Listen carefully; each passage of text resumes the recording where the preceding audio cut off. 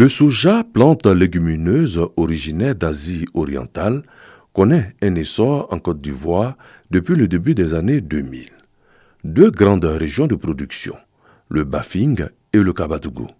3 zones, Touba, Koro, Odéné. À sa prise de fonction à la tête du département de l'agriculture, le ministre d'État, Kobena Kwasi Adjoubani, allait booster les choses. Un projet de relance de 45 milliards de francs CFA est mis sur pied. En 2021, la surface cultivable représentait 450 hectares. En 2022, 1100 hectares. Et en cette année, 2023, le cap de 3000 est atteint. Le prix d'achat au kilogramme est passé de 300 francs CFA en 2021 à 350 francs CFA en 2022. C'est la renaissance dans le secteur. Pour cette année 2023, nous allons non seulement augmenter les superficies. Pour le Kabadougou, nous allons passer de 380 hectares à 1600 hectares. Et en plus de cette augmentation, toutes les opérations vont être mécanisées comme cela est prévu.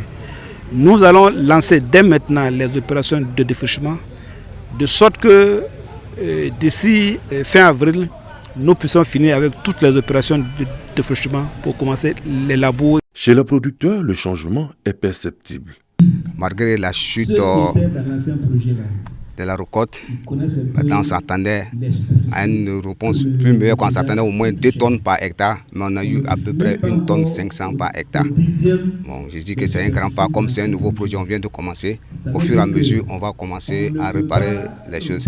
Bon, présentement, ce que je voulais demander à l'État, c'est d'insérer beaucoup de jeunes. J'ai dit à nos frères jeunes de venir s'inscrire. Déjà, il faut reconnaître que le soja est une culture rentable.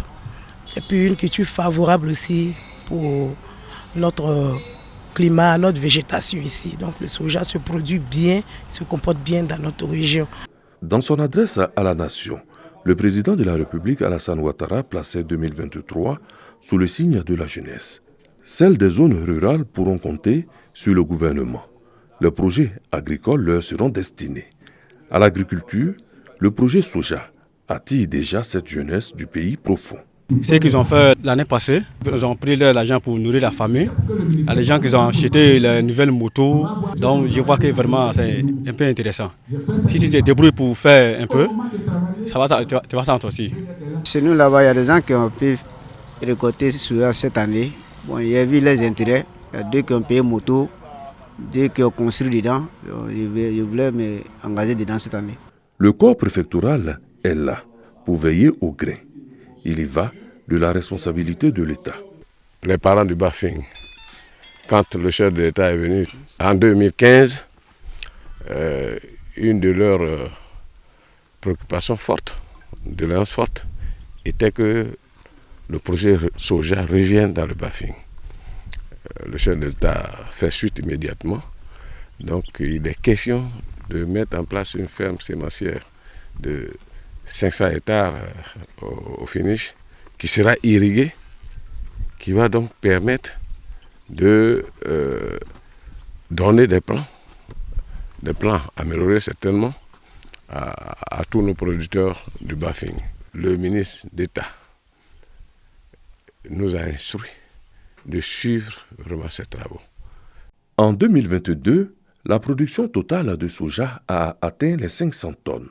En 2023, d'autres défis attendent dans le secteur, de meilleures productions et surtout un intérêt croissant pour la jeunesse.